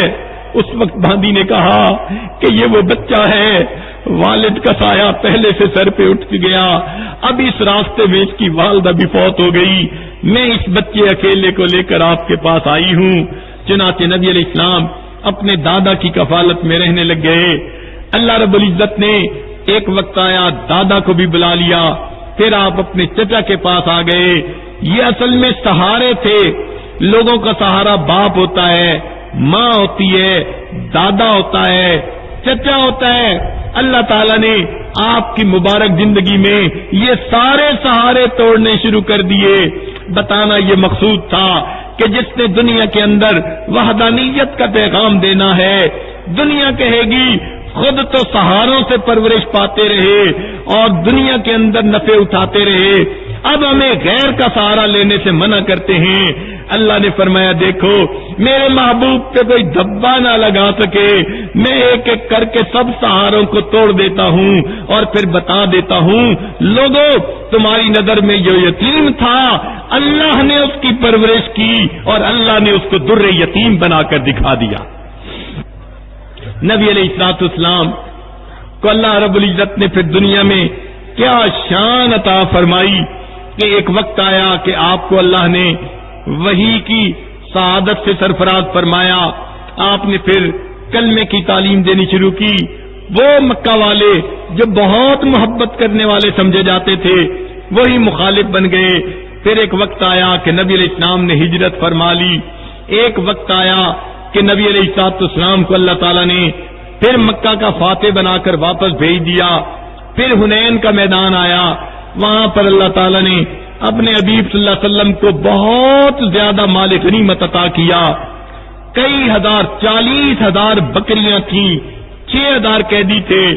اللہ کی شان دیکھیے، ان قیدیوں میں نبی علیہ الصلوۃ والسلام کی بہن شیما بھی آئی۔ چنانچہ نبی علیہ السلام تشریف فرما ہے، ایک صحابی آتے ہیں، آ کر کہتے ہیں کہ اے اللہ کے حبیب صلی اللہ علیہ وسلم ایک عورت ہے وہ کہتی ہے کہ میں آپ کے صاحب کی بہن ہوں، ان سے ملنا چاہتی ہوں۔ نبی علیہ السلام سن کر حیران ہوئے، میں تو عبداللہ کا ایک بیٹا، میری بہن تو کوئی نہیں، کون ہے جو کہتی ہے میں بہن ہوں؟ پھر آپ نے فرمایا اچھا اسے آنے دو۔ شیما اس وقت بہت عمر رسیدہ ہو چکی تھی، وہ آئیں اور کہنے لگیں کہ دیکھیں میں آپ کی دودھ شریک بہن ہوں، آپ کی پرورش حلیمہ سعدیہ نے کی اور میں آپ کو گود میں لے کے اس وقت لوری دیا کرتی تھی، ربنا ابقی لنا محمدا، اللہ میرے محمد کو، ہمارے محمد کو سلامت رکھنا، باقی رکھنا، میں تو لوریاں دیا کرتی تھی۔ پھر علیمہ نے دکھائی کہ دیکھو فلاں جگہ کے اوپر جب آپ کے نئے نئے دانت آئے تھے آپ نے کاٹا بھی تھا اور میرے نشان پڑ گیا تھا۔ نبی علیہ الصلوۃ والسلام کو یاد آ گیا، آپ نے فرمایا ہاں واقعی بچپن میں ایسا ہوا تھا، تم میری بہن ہو۔ پھر نبی علیہ الصلوۃ والسلام نے اس کو چادر بچھا کر اوپر بٹھایا، پوچھا میرے پاس رہنا چاہتی ہو؟ آپ کی کفالت میں کروں گا، جانا چاہتی ہو تو نان نفقہ دے کر بھیج دوں گا۔ پھر نبی علیہ السلام نے اسے بہت سارا نان نفقہ بھی دیا۔ وہ کہنے لگی میرے قبیلہ کے لوگ کہیں گے خود آزاد ہو کے آ گئی، باقیوں کا خیال نہ رکھا۔ نبی علیہ السلام نے قبیلے کے باقی لوگوں کو بھی آزاد فرما دیا، دنیا کو بتا دیا دیکھو بہن کو اس طرح عزتوں سے روانہ کیا کرتے ہیں۔ مگر شیما نے یہ بات کہی میرے بھائی میں جب گود میں لے کر بیٹھتی تھی کہا کرتی تھی ربنا ابقی لنا محمدا، اللہ ہمارے محمد صلی اللہ علیہ وسلم کو باقی رکھنا۔ میں آپ کی عزتوں کی دعائیں مانگتی تھی مگر مجھے نہیں پتا تھا ایک وقت آئے گا اللہ آپ کو اتنی عزتیں دیں گے کہ میں بھی قیدی بن کر آپ کے ہاتھوں میں یہاں پہنچ جاؤں گی۔ اللہ تعالیٰ کے حبیب صلی اللہ علیہ وسلم کو یتیموں سے بہت زیادہ محبت تھی۔ اللہ تعالیٰ فرماتے ہیں الم یجد کا یتیمن فآوا، اے میرے حبیب صلی اللہ علیہ وسلم کیا ہم نے آپ کو یتیم پایا اور ہم نے آپ کو ٹھکانہ دیا؟ کتنا اچھا ٹھکانہ دیا۔ تو اللہ تعالیٰ نے واقعی آپ کو یتیم پایا، در یتیم بنا دیا۔ اللہ تعالیٰ نے آپ کو کائنات کا سردار بنا دیا۔ اللہ تعالیٰ نے آپ کو وہ شان عطا فرمائی کہ خدا اپنی خدائی میں اگر یکتا ہے تو آپ کے پیارے حبیب حضرت محمد صلی اللہ علیہ وسلم اپنی مصطفائی میں یکتا ہے، کوئی اور رحمت للعالمین نہیں ہو سکتا۔ یہ اللہ تعالیٰ نے اپنے حبیب صلی اللہ علیہ وسلم کو شان عطا فرمائی۔ نبی علیہ الصلوۃ والسلام کو یتیموں سے کتنی محبت تھی۔ ایک مرتبہ عید کا دن ہے، نبی علیہ الصلوۃ والسلام اپنے مبارک گھر سے عیدگاہ کی طرف تشریف لے جانے لگے۔ مکہ مکرمہ کی گلی کے اندر کچھ بچے کھیل رہے تھے، نہائے دھوئے ہوئے تھے، اچھے کپڑے پہنے ہوئے تھے، اور آپ صلی اللہ علیہ وسلم جب قریب سے گزرے سب نے سلام کیا۔ جب آپ صلی اللہ علیہ وسلم آگے گئے ایک بچے کو دیکھا، کپڑے بھی میلے ہیں، چہرے پہ بھی اداسی ہے، خاموش بیٹھا ہوا ہے۔ نبی علیہ الصلوۃ والسلام کے بڑھتے قدم رک گئے۔ آقا صلی اللہ علیہ وسلم نے پوچھا اے بچے تو کون ہے؟ اس نے کہا میں یتیم مدینہ ہوں، میرے والد فوت ہو گئے، اپنے والد کو یاد کر رہا ہوں، وہ زندہ ہوتے مجھے نئے کپڑے لا کے دیتے، میں بھی اچھے کپڑے پہن کے ان بچوں کے ساتھ کھیلتا، میں اپنے والد کو یاد کر رہا ہوں۔ نبی علیہ الصلوۃ والسلام نے فرمایا اچھا تم میرے ساتھ آؤ۔ چنانچہ آپ صلی اللہ علیہ وسلم نے اس یتیم بچے کو اپنے ساتھ لیا۔ آگے جانے کی بجائے آپ صلی اللہ علیہ وسلم واپس اپنے گھر تشریف لائے۔ سیدہ عائشہ صدیقہ رضی اللہ عنہا کو فرمایا حمیرہ اس چھوٹے بچے کو نہلا دو۔ ام المومنین نے اس چھوٹے بچے کو نہلا دیا۔ اتنے میں نبی علیہ السلام نے سیدہ فاطمہ زہرا رضی اللہ عنہا کو پیغام بھیج دیا کہ حسن کے ہم عمر بچہ ہے، کوئی حسن کا لباس دھلا ہو تو بھیج دو۔ ادھر سے دھلا ہوا لباس آ گیا، بچے کو نیا لباس پہنا دیا گیا۔ سیدہ عائشہ رضی اللہ تعالیٰ عنہ نے اس کو تیل لگایا، کنگھی کی، خوشبو لگائی، آنکھوں میں سرما ڈالا، تیار کر دیا۔ اب وہ بچہ نبی علیہ السلام کے ساتھ چلنے کے لیے تیار ہے۔ اللہ کے حبیب صلی اللہ علیہ وسلم اس سے سوال کرتے ہیں وہ اپنے والد کے ساتھ عید پڑھنے جاتا تھا؟ جی میں جاتا تھا۔ وہ کیسے لے کے جاتے تھے؟ میں اپنے والد کے کندھوں پہ سوار ہو کے جاتا تھا. نبی علیہ الصلوۃ والسلام نیچے بیٹھ جاتے ہیں. بچے کو کہا آؤ تم یتیم ہو میرے کندھوں کے اوپر بیٹھ جاؤ. وہ بچہ نبی علیہ الصلوۃ والسلام کے مبارک کندھوں پر بیٹھ جاتا ہے. اللہ کے حبیب صلی اللہ علیہ وسلم اس یتیم بچے کو کندھوں پر بٹھا کر باہر تشریف لاتے ہیں. وہ جو بچے باہر کھیل رہے تھے وہ بڑے حیران ہیں. یہ بچہ اکیلا رو رہا تھا, کوئی پوچھتا نہیں تھا. اب نبی علیہ السلام اسے لے کر گئے. اب نہایا نظر آ رہا ہے, اچھے کپڑے ہیں, سرما لگا ہوا, خوشبو لگی ہوئی, اور نبی علیہ السلام کے کندھوں پر بیٹھا ہوا ہے. تو لڑکوں نے آنکھوں میں اشارے سے پوچھا کیا معاملہ ہے. اس یتیم بچے نے دور سے کہا کہ اللہ کے حبیب صلی اللہ علیہ وسلم نے مجھے اپنا بیٹا بنا لیا. جب اس نے یہ کہا تو جو بچے تھے ان میں سے ایک بچے نے ٹھنڈی سانس لی اور کہنے لگا کاش میں بھی یتیم ہوتا اور اللہ کے حبیب صلی اللہ علیہ وسلم مجھے بھی اپنا بیٹا بنا لیتے. میرے آقا صلی اللہ علیہ وسلم نے انسانیت کو سبق دے دیا.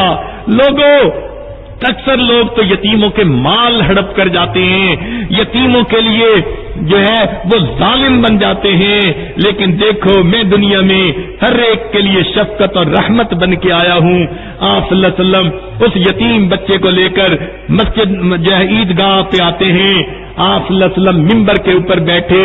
کتابوں میں لکھا ہے وہ بچہ نیچے بھی جو ہے زمین پر بیٹھنے لگا. اللہ کے حبیب صلی اللہ علیہ وسلم نے فرمایا نہیں آج تو نیچے زمین پر نہیں بیٹھے گا, اوپر ممبر پر میں جہاں بیٹھا ہوں تو میرے ساتھ بیٹھے گا. اس بچے کو آپ صلی اللہ علیہ وسلم نے اپنے قریب بٹھا کر پھر درس دیا. فرمایا لوگوں اگر کوئی یتیم بچے کے سر پر شفقت کا ہاتھ رکھتا ہے, سر کے نیچے جتنے بال ہوتے ہیں اللہ اتنے بالوں کے برابر نیکیاں اس بندے کے نام اعمال میں لکھ دیتے ہیں. آقا نے اپنا ہاتھ اس یتیم بچے کے سر پر رکھ کر یہ بات سنائی. آقا صلی اللہ علیہ وسلم کو یتیموں سے اتنی محبت تھی. اللہ تعالی ہمیں بھی غریبوں مسکینوں یتیموں کے ساتھ سچی محبت عطا فرمائے اور دنیا میں نبی علیہ الصلوۃ والسلام کے خلق کا نمونہ بن کر رہنے کی توفیق عطا فرمائے. میرے آقا دنیا میں آئے تو دنیا کے اندر دعائیں پوری ہو گئیں. کسی نے کہا خلیل اللہ نے جس کے لیے حق سے دعائیں کی, ذبیح اللہ نے وقت ذبح جس کی التجائیں کی, جو بن کر روشنی پھر دیدہ یعقوب میں آیا, جسے یوسف نے اپنے حسن کے نئے رنگ میں پایا. کلیم اللہ کا دل روشن ہوا جس ذوق فشانی سے, وہ جس کی آرزو بھڑکی جواب لن ترانی سے, وہ جس کے نام سے داؤد نے نغمہ سرائی کی, وہ جس کی یاد میں شاہ سلیمان نے گدائی کی. دل یحییٰ میں ارماں رہ گئے جس کی زیارت کے, لب عیسیٰ پہ آئے واز جس کی شان رحمت کے. وہ دن آیا کہ پورے ہو گئے تورات کے وعدے, خدا نے آج پورے کر دیے ہر بات کے وعدے. مبارک ہو کہ ختم المرسلی تشریف لے آئے, جناب رحمت للعالمین تشریف لے آئے. اللہ کے حبیب صلی اللہ علیہ وسلم دنیا میں تشریف لائے. اللہ نے آپ کو ہر صفت عطا فرمائی جو صفت کسی بھی انسان کے لیے ممکن ہو سکتی تھی. اللہ نے ہر صفت اپنے حبیب صلی اللہ علیہ وسلم کو عطا فرمائی. بلکہ عربی زبان کے اندر جتنے حروف ہیں ان حروف سے جتنے الفاظ بنتے ہیں صفاتی, اللہ نے وہ تمام صفات اپنے حبیب صلی اللہ علیہ وسلم کو عطا فرمائی. چنانچہ نبی علیہ السلام تشریف لائے, الف بولی, لوگوں دیکھو دنیا میں احمد آ گئے, امی آ گئے, اولا آ گئے, با کہنے لگی, دنیا کے اندر بشیر آ گئے, تا نے کہا دنیا کے اندر تنویر آ گئے, سا نے کہا دنیا میں ثاقب آ گئے, جیم نے کہا دنیا میں جواد آ گئے, جمیل آ گئے, ہا نے کہا دنیا میں حامد آ گئے, حبیب آ گئے, حافظ آ گئے, حکیم آ گئے, حجازی آ گئے, خو نے کہا دنیا میں خوشے آ گئے, ختم المرسلین آ گئے, دال نے کہا دنیا کے اندر دائی آ گئے، داعین الی اللہ باذنہ وسراجا منیرا۔ زال نے کہا دنیا کے اندر زکی آ گئے، را بولی دنیا کے اندر رسول آ گئے، رحمت للعالمین آ گئے، رشید آ گئے، رفیق آ گئے۔ زا نے کہا دنیا کے اندر زائر بیت اللہ آ گئے۔ سین نے کہا دنیا میں سعید آ گئے، سید آ گئے، سراج آ گئے۔ شین نے کہا دنیا کے اندر شافع آ گئے، شکور آ گئے، شہید آ گئے۔ صاد نے کہا صفی اللہ آ گئے۔ ضاد نے کہا دنیا کے ضامن آ گئے۔ تا نے کہا طیب آ گئے، طاہر آ گئے، طاہا آ گئے۔ ظا نے کہا دنیا میں ظاہر آ گئے۔ عین بولی دنیا میں عبداللہ آ گئے، عزیز آ گئے، عادل آ گئے۔ غین نے کہا دنیا کے اندر غیور آ گئے۔ فا بولی دنیا میں فاتح آ گئے۔ قاف نے کہا دنیا میں قاسم آ گئے، قاری آ گئے، قوی آ گئے۔ چھوٹی کاف بولی دنیا میں کامل آ گئے، کفیل آ گئے، صاحب کوثر آ گئے۔ لام نے کہا دنیا کے اندر لعیق آ گئے۔ میم بولی دنیا کے اندر محمد آ گئے، محمود آ گئے، مدثر آ گئے، مزمل آ گئے، مصطفیٰ آ گئے، منصور آ گئے۔ نون نے کہا دنیا کے اندر نذیر آ گئے، ناشر آ گئے، ناصر آ گئے۔ واو بولی دنیا کے اندر وکیل آ گئے، ولی آ گئے۔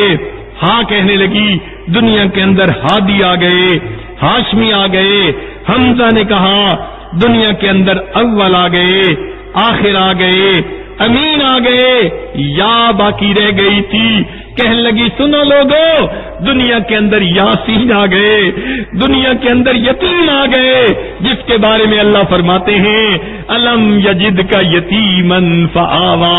اے میرے حبیب صلی اللہ علیہ وسلم ہم نے آپ کو یتیم پایا، ہم نے آپ کو ٹھکانہ دیا۔ دیکھیے جتنے حروف ہیں ان حروف سے جتنی خصوصیتیں بنتی ہیں، صفاتی نام بنتے ہیں، اللہ نے سب صفات اپنے حبیب صلی اللہ علیہ وسلم کو عطا فرما دی۔ میں سلام کرتا ہوں اس ہستی کی عظمت کو جس کو ہم نے دنیا میں قائد مانا ہے، وہ احمد مجتبی محمد صلی اللہ علیہ وسلم، جنہوں نے انسانیت کو تکریم انسانیت کا درس دیا، جو رحمت بن کر دنیا میں تشریف لائے۔ اللہ تعالی ہمیں اپنے ظاہر کو ان کی سنتوں سے سجانے کی توفیق عطا فرمائے اور ان کی تعلیمات کے مطابق پوری زندگی گزارنے کی توفیق عطا فرمائے۔ وآخر دعوانا ان الحمد للہ رب العالمین۔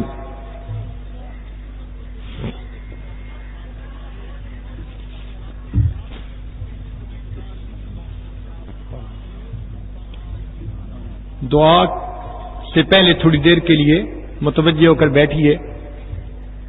بعض احباب کی طرف سے یہ پیغام ملا ہے، کوئی اس وقت بیعت توبہ کرنا چاہتے ہیں، زندگی کے سب گناہوں سے سچی پکی توبہ کر کے آئندہ نیکوکاری کی زندگی گزارنے کا دل میں عہد کرنا چاہتے ہیں۔ الحمدللہ وکفا وسلام علی عبادہ الذین اصطفیٰ، اما بعد۔ تو یہ کلمات جو عاجز پڑھے گا آپ آہستہ آہستہ پیچھے پیچھے پڑھتے جائیے۔ پڑھیے بسم اللہ الرحمن الرحیم۔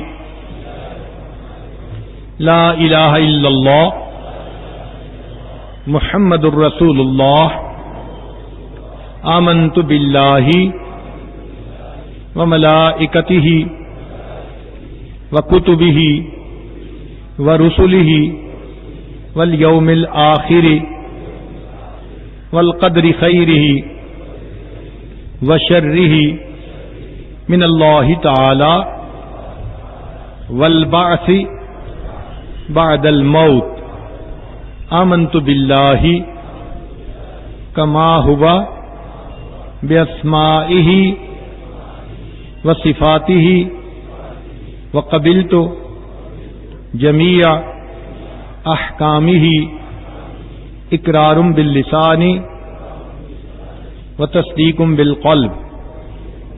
اشہد ان لا الہ الا اللہ واشہد ان محمدا عبدہ ورسولہ استغفر اللہ ربی من کل ذنب واتوب الیہ برحمتک یا ارحم الراحمین۔ ان کلمات کو پڑھنے سے آپ تو طائب ہو چکے ہیں۔ چند معمولات ہیں جن کو اگر آپ باقاعدگی سے کریں گے تو اللہ تعالیٰ دل کو منور کریں گے۔ وہ کرنے بھی آسان ہیں اور ان کے اثرات بہت یقینی ہیں۔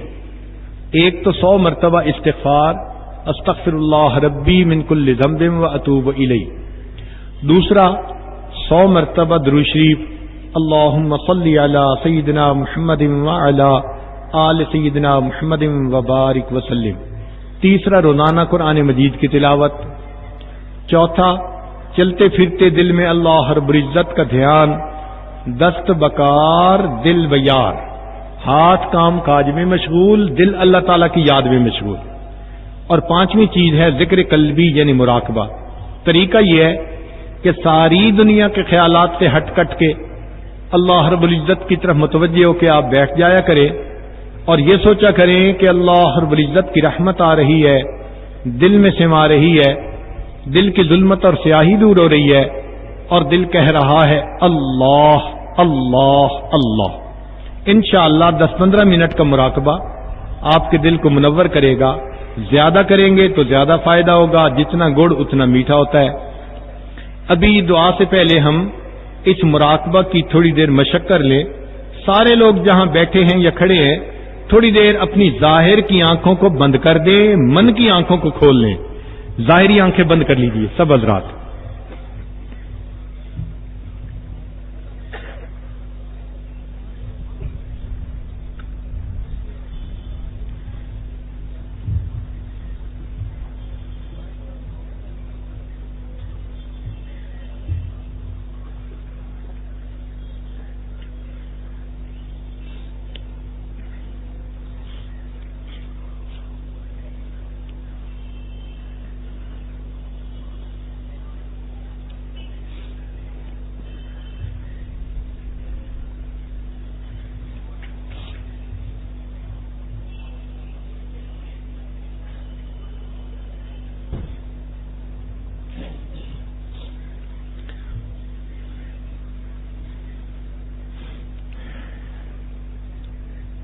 اپنے دامان شفاعت میں چھپا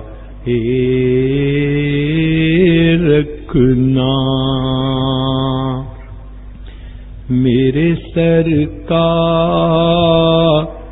میری بات بنائے رکھنا، اپنے دامان شفاعت میں چھپائے رکھنا،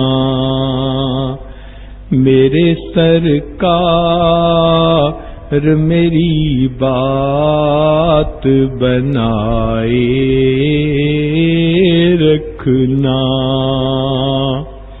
آپ کی یاد ستاتی ہے تو رو لیتے ہیں، اپنی یادوں کے ہمیں روگ لگائے رکھنا،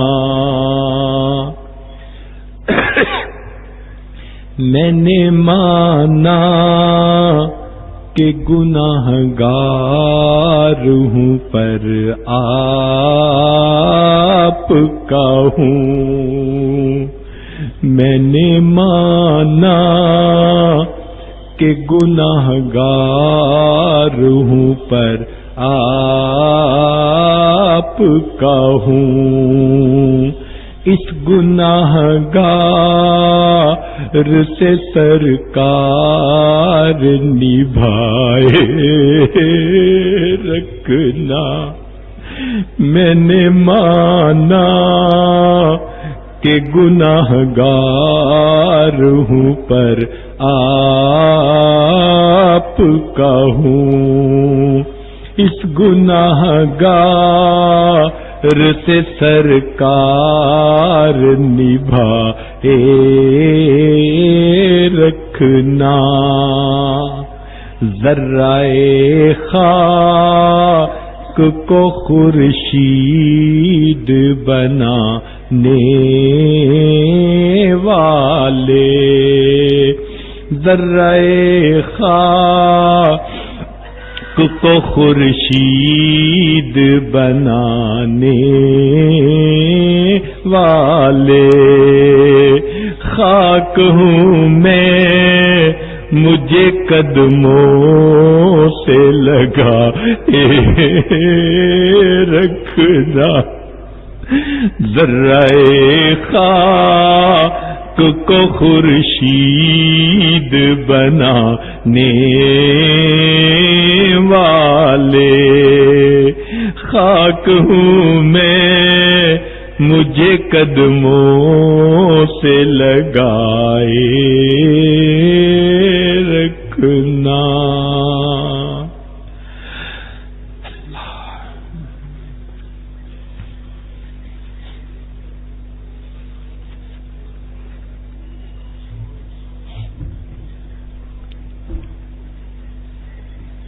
لا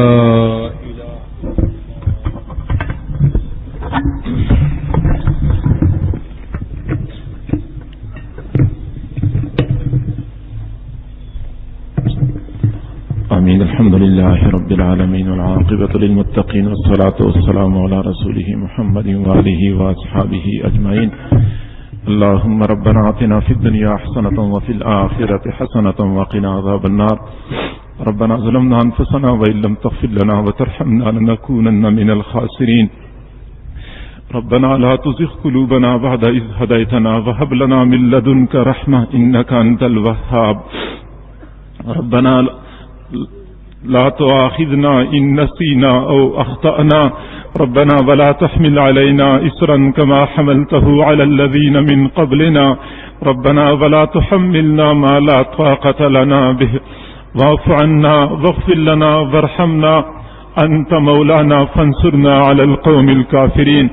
اللهم إنك عفو كريم تحب العفو فاعف عنا، اللهم إنك عفو كريم تحب العفو فاعف عنا، اللهم إنك عفو كريم تحب العفو فاعف عنا، يا كريم يا كريم يا كريم۔ اے کریم پروردگار، اندھیری رات کا وقت ہے، دنیا کے بادشاہوں نے اپنے دروازے بند کر رکھے ہیں، تیرا در اب بھی کھلا ہے، تیرے فقیر بندے تجھے منانے کے لیے جمع ہو چکے ہیں۔ اللہ ہم سب کے گناہوں کو معاف فرما، سب کی خطاؤں کو معاف فرما، اللہ ہماری پریشانیوں کو ختم فرما، ہماری نیک تمناؤں کو پورا فرما، اللہ ہمیں گناہوں سے پاک صاف زندگی نصیب فرما، معصیت سے خالی زندگی نصیب فرما، نفس اور شیطان کے مکر و فریب سے محفوظ فرما۔ الہ العالمین، ہم گناہ کرتے کرتے مزید تنگ آ چکے ہیں، چھٹکارا چاہتے ہیں، اللہ ہمیں گناہوں سے چھٹکارا عطا فرما۔ اے اللہ، شیطان ظالم نے ہمیں گمراہ کرنے کی قسمیں کھائی ہیں، اللہ اس کو ہم سے دفع دور فرما۔ اللہ، جس طرح تو نے آسمان کو زمین پہ گرنے سے روکا ہوا ہے، شیطان کو ہمارے اوپر مسلط ہونے سے روک دیجئے۔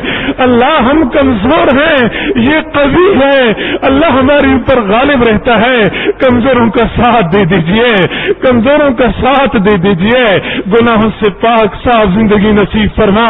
اللہ، ہمارے لیے گناہوں سے بچنا مشکل ہے، تیرے لیے تو بچانا آسان ہے، ہمیں گناہوں سے بچا لیجئے، اللہ بچا لیجئے۔ اے کریم پروردگار، ہم کب تک تجھ سے دور بھٹکتے پھریں گے؟ ہمیں اپنا قرب نصیب فرما، ہمیں اپنی محبت نصیب فرما، اپنی معرفت نصیب فرما۔ کلمہ پڑھتے پڑھتے ہماری زندگی گزر گئی لیکن ایمان کی حلاوت نہ پا سکے، ہمیں ایمان کی حلاوت نصیب فرما، سجدوں کا سرور عطا فرما، مناجات کی لذت نصیب نصیب فرما۔ اے کریم پروردگار، ہم کب تک یہ بے ذوق سجدے کرتے رہیں گے؟ کھڑے نماز میں ہوتے ہیں، دل و دماغ حاضر نہیں ہوتے۔ اللہ ہمیں نمازوں کی حضوری نصیب فرما، خشوع خضوع والی نماز عطا فرما۔ کریم پروردگار، ہمارے دلوں میں اپنی محبت کا ایک قطرہ ٹپکا دیجئے، ہمیں اپنا دیوانہ بنا دیجئے، اپنا مستانہ بنا دیجئے، اللہ غیر سے بیگانہ بنا دیجئے۔ اے کریم آقا، تیری کریمی کا واسطہ، اے رحیم آقا، تیری رحیمی کا واسطہ، اے جواد پروردگار، تیرے جود و سخا کا واسطہ۔ اللہ تو سخی ذات ہے، تجھے سخاوت سجتی ہے، بخل نہیں سجتا۔ اے اللہ، اتنے بندے کسی دنیا کے سخی کے پاس چلے جاتے، وہ بھی خالی ہاتھ نہ لوٹا تھا، تو زمین و آسمان کے خزانوں کا مالک ہے، اپنے بندوں کو خالی ہاتھ نہ لوٹا۔ سخاوتوں کو مظاہرہ فرما دیجئے، رحمتوں کے دروازے کھول دیجئے، خالی جھولیاں بھر دیجئے میرے مولا، خالی جھولیاں بھر دیجئے۔ اے کریم پروردگار، ہمیں اپنے در سے خالی ہاتھ نہ لوٹا۔ دنیا کی بھیک مانگنے والے ایک در سے خالی ہاتھ چلے جائیں، ان کے اوپر تو کوئی حسرت نہیں، وہ اگلے در پہ چلے جائیں گے۔ مسئلہ تو ہمارا ہے، ہمارے سامنے کوئی دوسرا در نہیں۔ اللہ، تیرے در کے سوا ہمارے سامنے کوئی دوسرا در نہیں۔ ہم مانگے تو کس سے مانگے، جائیں تو کہاں جائیں؟ اللہ، ہمیں اچھی طرح پتا ہے، جو تیرے در سے دھتکارا گیا اس کو کہیں جائے پناہ نہیں ملتی۔ اللہ، دھتکار نہ دیجیے، اے کریمہ کا دھتکار نہ دیجیے، اللہ دھتکار نہ دیجیے۔ اللہ، گداگر جمع ہو چکے ہیں، بھکاری جمع ہو چکے ہیں، رحمتوں کی بھیک مانگ رہے ہیں۔ اللہ، دھتکار نہ دیجیے، محروم نہ فرما، محروم نہ فرما۔ اے کریم پروردگار، ایک مرتبہ محبت کی نگاہ ڈال دیجیے، اللہ ایک مرتبہ رحمت کی نگاہ ڈال دیجیے۔ تیری ایک نگاہ کی بات ہے، میری زندگی کا سوال ہے۔ اللہ، تیری نیم نگاہ سے ہماری بگڑی بن جائے گی، بگڑی بنا دیجیے، رحمتوں کا مظاہرہ فرما دیجیے۔ اللہ، تجھے اپنے رحم و کرم پہ بڑا ناز ہے۔ قرآن پاک میں بار بار کہتا ہے، میں رحیم ہوں، میں کریم ہوں۔ اللہ، تو دکھا دیجیے تو کیسے رحیم و کریم ہے۔ گناہوں پہ قلم پھیر دیجیے، پہاڑوں جتنا بوجھ ہلکا کر دیجیے، اللہ ہلکا کر دیجیے۔ اے کریم آقا، ہمارے بوجھ کو ہلکا کر دیجیے۔ اللہ، ہم اتنی کمزور ہیں، ہم سے دنیا کی گرمی برداشت نہیں ہوتی، جہنم کی گرمی ہم کیسے برداشت کریں گے؟ اللہ، ہم نادان ہیں، گناہوں میں لٹے ہوئے ہیں۔ دنیا میں دیکھا ہے، بچہ گندگی میں لٹرا ہوا ہوتا ہے، ماں اس سے نفرت نہیں کرتی، پھینک نہیں دیتی، وہ سمجھتی ہے اگرچہ نادان ہے لیکن بچہ تو میرا ہے، اس کو صاف کر کے سینے سے لگا دیتی ہے۔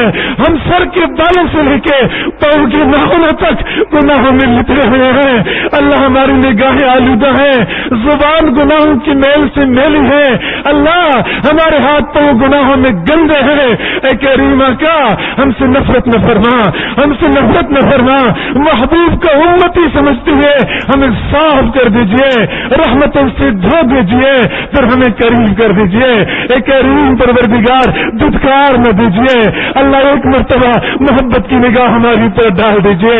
اللہ، وہ محبت کی نگاہ جو تو نے بشر حافظ کی اوپر ڈالی تھی، دنیا کے شراب خانے میں مست تھا، اللہ تیری محبت کی نگاہ پڑ گئی، تو نے ان کو اپنا دیوانہ بنا دیا۔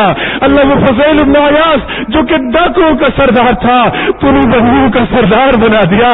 اللہ، وہ جنید بغدادی جو کہ دنیا کا پہلوان تھا، تیری محبت کی نگاہ پڑ گئی، تو نے روحانیت کا پہلوان بنا دیا۔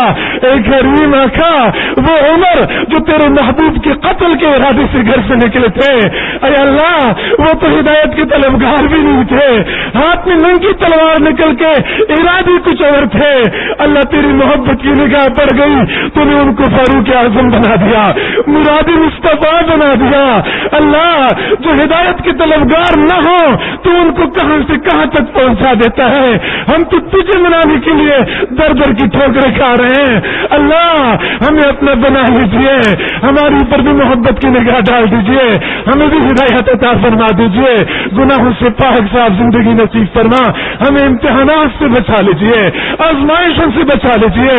اے اللہ، امتحان تو اس سے لیتے ہیں جو پاس ہونے کا دعویٰ کرتا ہو، اللہ ہم تو فیل ہونے کا اعتراف کر رہے ہیں۔ اللہ، امتحانات سے بچا لیجیے، اللہ بچا لیجیے۔ دیجئے. اے کریم پروردگار ہم تو اعتراف مجرم ہیں. اللہ اعتراف کر رہے ہیں. اللہ صاحب معاف کر دیجئے, معاف کر دیجئے. اللہ ہم تیرے غلام, ہمارے آباء و اجداد تیرے غلام تھے. اللہ ہم تم جدی پشتی تیرے غلام ہیں. اللہ خصوصی رعایت فرما دیجئے, کر دیجئے. رات حسد اور بنا لیجیے والا بنا لیجیے. ہماری نگاہوں کو پاک فرما, دل و دماغ کے خیالات درست فرما. ایک کریم پروردگار ہم نے دو چہرے بنائے ہوئے ہیں. ایک چہرہ دنیا والوں کو دکھانے کے لیے ہے, ایک ہمارا اصل چہرہ ہے. ہمارا سب کچھ تیرے سامنے کھلی کتاب کی مانند موجود ہے. اللہ ہم تجھے تو دھوکہ نہیں دے سکتے, تیرے سامنے جھوٹ نہیں بول سکتے. اے اللہ سب کچھ تیرے سامنے ہے, ہمارے پاس گناہوں کے سوا کچھ بھی نہیں ہے. اللہ ہم تیرے سامنے کیا پیش کریں؟ نسبتیں ہیں تیرے محبوب کے ساتھ, تیرے محبوب کی امتیں ہیں. ہم تجھے نسبتوں کا واسطہ دیتے ہیں. اللہ ہمارے گناہوں کو نہ دیکھ, گنبد خضرا کو دیکھ لیجئے, گنبد خضرا کو دیکھ لیجئے. اللہ ہمیں اپنا بنا لیجئے, اللہ اپنا بنا لیجئے. گناہوں سے پاک صاف زندگی نصیب فرما. اے کریم پروردگار ہم توبہ کرتے ہیں, ہماری توبہ کو قبول فرما. اللہ رد نہ فرما, رد نہ فرما. اے اللہ اتنے دیر تک کسی دنیا والے سے ہم معافی مانگتے, وہ بھی معاف کر چکا ہوتا. اللہ تو بیٹا اپنی ماں سے اتنی معافی مانگ لے, اللہ ماں بھی معاف کر لیتی ہے. تو ماں سے 100 گنا زیادہ محبت کرنے والا ہے. اللہ معاف فرما دیجئے, معاف فرما دیجئے. اللہ تو مان جا, اللہ اب تو مان جا, اللہ اب تو مان جا. اللہ راضی ہو جا, اے اللہ راضی ہو جا, اے اللہ راضی ہو جا. اللہ اگر تو راضی نہ ہوا شیطان خوش ہو جائے گا, وہ کہے گا اچھا ہو گیا, اتنی دیر تک بیٹھے بھی رہے کچھ ملا بھی نہیں. اللہ شیطان تیرا بھی دشمن ہے, ہمارا بھی دشمن ہے. اللہ اس کو ہمارے اوپر خوش ہونے کا موقع نہ عطا فرما. اللہ اس کو ذلیل کر دیجیے, ذلیل کر دیجیے. اللہ سارے مجمع کی مغفرت کا فیصلہ فرما دیجیے. اے کریم پروردگار تیرے محبوب یوسف علیہ السلام نے اپنے بھائیوں کو فرمایا تھا لا تثریب علیکم اليوم, تم سب آزاد ہو. اللہ تیرے محبوب صلی اللہ علیہ وسلم نے فتح مکہ کے موقع پہ اللہ اپنے قریش بھائیوں سے فرمایا تھا لا تثریب علیکم اليوم. اللہ آج تو اپنے بندوں کے بارے میں فرما دیجئے لا تثریب علیکم اليوم اذهبوا انتم الطلقاء, تم سب آزاد ہو. اللہ آزادی کا اعلان فرما دیجئے, اعلان فرما دیجئے. اے کریم پروردگار ہم پوری زندگی کہتے رہے ہم تیرے ہیں, ہم تیرے ہیں. اللہ پوری زندگی یہ رٹ لگائے رکھا. اللہ ایک مرتبہ تو بھی فرما دیجئے کہ تم میرے ہو. اللہ ایک مرتبہ فرما دیجئے کہ تم میرے ہو. اللہ ایک مرتبہ فرما دیجئے. اللہ تیرا کچھ کم نہیں ہوگا. اللہ تمہاری بگڑی بن جائے گی, تیری شان میں اللہ کوئی کمی نہیں آئے گی. اللہ فرما دیجئے, ایک مرتبہ فرما دیجئے کہ تم میرے ہو. ہمیں اپنا بنا لیجئے. اے کریم پروردگار ہمیں اپنے محبوب صلی اللہ علیہ وسلم کی سچی محبت نصیب فرما, ان کی سنتوں کی سچی محبت نصیب فرما. ایک ایک سنت پہ مرنے میٹنے والا بنا, سر کے بالوں سے لے کے پاؤں کے ناخنوں تک ان کی سنتوں کی نور سے منور فرما. اے کریم پروردگار ہم اس زمانے میں پیدا ہوئے کہ ہم تیرے محبوب کی زیارت نہ کر سکے. اللہ ہم دعا کرتے ہیں ان کے ہاتھوں حوض کوثر کا جام ضرور نصیب فرما. اے اللہ کتابوں میں پڑھا ہے تیرے محبوب نے فرمایا ہے کتنے لوگ ایسے ہوں گے حوض کوثر پہ آئیں گے, فرشتے ان کو ایسا ہنکائیں گے جیسا کہ بھٹکے ہوئے اونٹوں کو ہنکایا جاتا ہے, قریب نہیں آنے دیا جائے گا. اللہ اللہ اس بدبختی سے بچا لیجیے, اس معروفی سے بچا لیجیے. اللہ دنیا میں محبوب کا دیدار نہ کر سکے, آخرت میں بھی دیدار عطا فرما دیجیے. اے اللہ وہ چہرہ جسے تو نے والضحیٰ فرمایا اس چہرے کا دیدار عطا فرما. اے کریم پروردگار محبوب کے قدموں میں جگہ نصیب فرما. اللہ کتنے لوگ قیامت کے دن ایسے ہوں گے محبوب کے سامنے جائیں گے, محبوب ان کو دیکھ کے مسکرائیں گے, وہ محبوب کو دیکھ کے مسکرائیں گے. اللہ ہمیں بھی یہ سعادت نصیب فرما دیجئے. اس دنیا میں گنبد خضرا کی زیارت بار بار نصیب فرما, حرمین شریفین کی زیارت بار بار نصیب فرما. اے کریم پروردگار آسانیاں پیدا فرما. وہ تیرے کتنے خوش نصیب بندے ہوتے ہیں احرام زبان باندھ کے لبیک اللہم لبیک کہتے ہوئے بیت اللہ کی طرف بڑھ رہے ہوتے ہیں. کوئی حجر اسود کو بس دے رہا ہوتا ہے, کوئی خلاف سے چمٹ رہا ہوتا ہے. ہمیں بھی وہ پرکیف مناظر بار بار نصیب فرما اللہ, ہمیں بھی وہ مناظر نصیب فرما. ہماری ان دعاؤں کو اپنی رحمت سے قبول و منظور فرما. حاضرین سب کی پریشانیوں کو ختم فرما, سب کی نیک تمناؤں کو پورا فرما. بے روزگاروں کو روزگار عطا فرما, بے اولادوں کو اولاد عطا فرما, بے گھروں کو اپنے گھر عطا فرما. جن کی رزق کی تنگی ہے ان کی تنگیوں کو دور فرما. جو پریشان حال ہیں ان کی پریشانیوں کو ختم فرما. جو مصائب و آلام کا شکار ہیں ان کو مصائب و آلام سے چھٹکارا عطا فرما.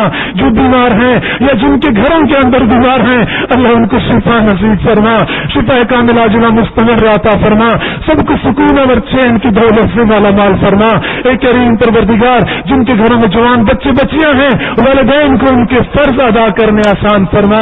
اللہ گھر میں جوان لڑکی ہوتی ہے, رشتے نہیں آتے, والدین کی دلوں کی کیا گزرتی ہے, وہ کس کو دل کی دھبری سنائیں, کس کے سامنے آنسو بہائیں, کس کو دل کا غم سنائیں. اے کریم پروردگار, اے بے قسم کے دستگیر, اے ٹوٹے دلوں کو تسلی دینے والے, اے خالی جھولیاں بھر دینے والے پروردگار, تمام حضرات کی تمام نیک تمناؤں کو پورا فرما, سب کی پریشانیوں کو ختم فرما. اے کریم آقا, مجمع کے اندر کتنے اہل علم حضرات موجود ہیں, اے اللہ جو دین کا کام کر رہے ہیں اللہ ان کی کاموں میں برکت نازل فرما, ان کی محنتوں میں برکت نازل فرما. ہم سب کو دین کی خدمت کے لیے شرف قبولیت نصیب فرما. دین کے ادارے چلانے والوں کے ساتھ اپنی مدد شامل حال فرما. پڑھنے پڑھانے والوں کی کو شرح صدر نصیب فرما. اے کریم آقا, زندگی کے آخری لمحے تک دین کا کام کرنے کی توفیق عطا فرما. انتظام و انصرام کرنے والوں کو اپنے مقربین بندے میں شامل فرما. سب کو اپنی کامل سچی اور سچی محبت نصیب فرما. جن حضرات نے پروگرام کے لیے راہ ہموار کی اللہ ان حضرات کو بھی اجر عظیم عطا فرما, ان کی تمام نیک تمناؤں کو پورا فرما. سب کو خوشی و بری زندگی نصیب فرما. ہماری ان دعاؤں کو اپنی رحمت سے قبول و منظور فرما. اللہ دین کی خدمت میں جو شعبے جو جماعتیں کام کر رہی ہیں, جس طرز پہ کام کر رہی ہیں, جہاں جہاں کام کر رہی ہیں اللہ سب کی محنتوں کو برابر فرما. جو رکاوٹیں ہیں رکاوٹوں کو دفع دور فرما. ایک کریم پروردگار, ہم سب کو معاشرے کے اندر ایک اچھا مسلمان, ایک اچھا انسان بننے کی توفیق عطا فرما. اے اللہ ہمیں حقیقی معنوں میں اپنے محبوب صلی اللہ علیہ وسلم کے اخلاق کا اللہ حصہ عطا فرما, ان کی پیروی کی توفیق عطا فرما. اللہ ہمیں اپنے گھر میں, اپنے معاشرے میں, اپنے ماحول میں دوسروں کے لیے رحمتوں کا باعث بنا. اللہ زحمتوں کا باعث نہ بنا, سکون کا باعث بنا, اطمینان کا باعث بنا, اللہ انتشار کا باعث نہ بنا. ہماری ان دعاؤں کو اپنی رحمت سے قبول و منظور فرما. ربنا تقبل منا انك انت السميع العليم وتب علينا انك انت التواب الرحيم. وصلى الله تعالى على خير خلقه محمد وآله واصحابه اجمعين برحمتك يا ارحم الراحمين.